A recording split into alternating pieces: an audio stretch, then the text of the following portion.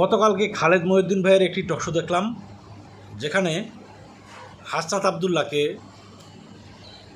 দাওয়াত দেওয়া হয়েছিল। তো খালেদ মহিউদ্দিন ভাই প্রশ্ন করে,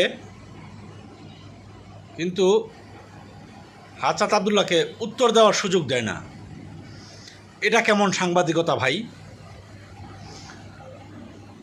আমরা সাধারণ জনগণ সবই বুঝি।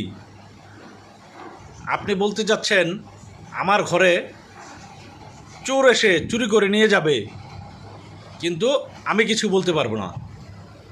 কে বলবে?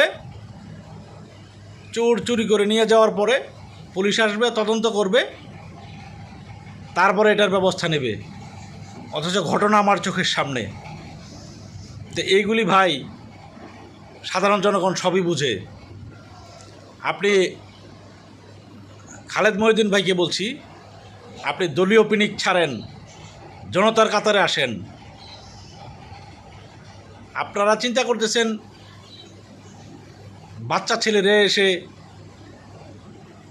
এত কিছু করে ফেললো, আমরা পারলাম না, আপনাদের জলে, তাই না?